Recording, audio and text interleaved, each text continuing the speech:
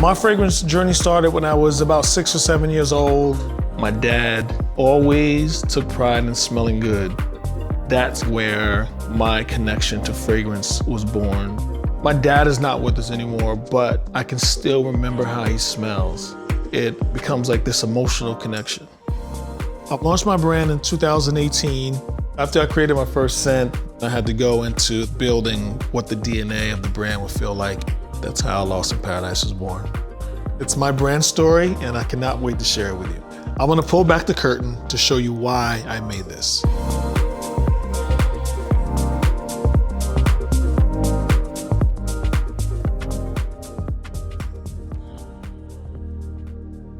I'm Chris Collins, the founder of World of Chris Collins. Growing up, we didn't have a whole lot of money. To me, fragrance was always that thing to make me feel luxurious. It made me feel confident. I remember my first job, when I got my first check, the first thing I did was buy a fragrance. At the time, I was a little nervous because it took my whole check, but it was probably the most important purchase that I ever made in my life. It foreshadowed what's happening now.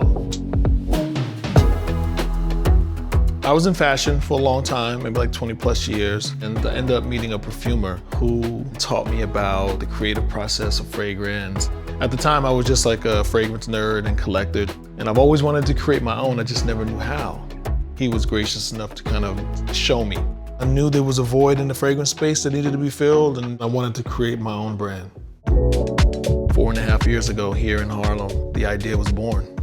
It was important to tell the story of the Harlem Renaissance, the rebirth of Black culture. Fragrance was my contribution to that. At the time, there was very little representation. There was none. It took a lot of people around me to say, you can do this. And, I knew it was important.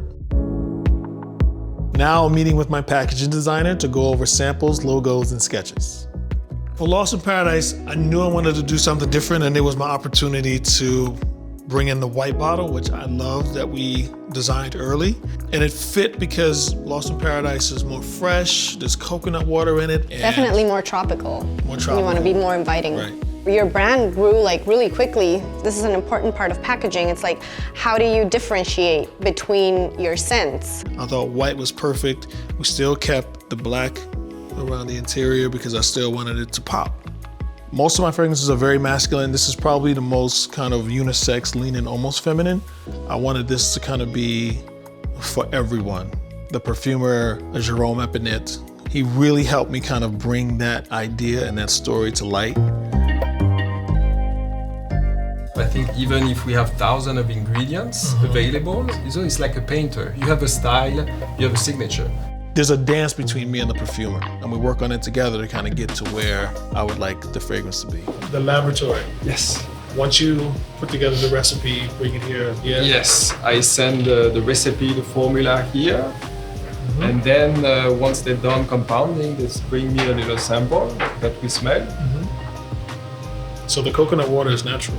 It's an extract of the real coconut. The way fragrances are made, you come up with a scent, which is made up of multiple notes. If Lost in Paradise is the song, the notes are the lyrics. It's what speaks to you, like the coconut and the passion fruit and the wild orchid. So once you get that part done, then you have to blend it, which is usually an alcohol. Then there's antioxidants that goes into it, so it can be healthy for people to put on their skin. We're going to my manufacturer to visit where my fragrances are blended and macerated. So one of the things we talked about in the blending process is me switching over to sugarcane alcohol. We are actually importing sugarcane alcohol direct from Brazil. The organic sugarcane is non-GMO, so it's cleaner for you. I have to agree. We never launch a fragrance until it macerates for at least 30 days. And then at that point, then you bottle it and package it, and then it's ready to go on the shelf. Here we are in our production area. So down here is where we do all the blending. Blending before we filter.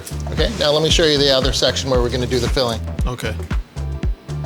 After we bring your solution and it's filtered, then we're gonna bring it here to fill, capped, cleaned, and then we'll box them. Okay.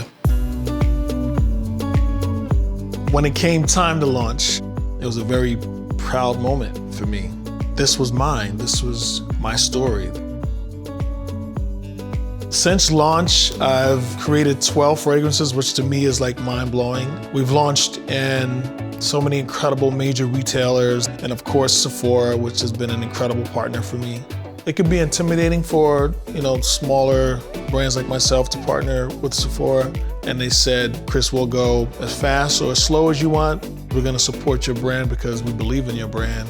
I'm really happy with Sephora as a retailer. Sephora's values and my brand's values really aligned, especially with Sephora's position on being more inclusive and more diverse. I hope I can inspire a little black boy or girl who never thought that it was possible to be in fragrance, let alone have a brand, that it's possible.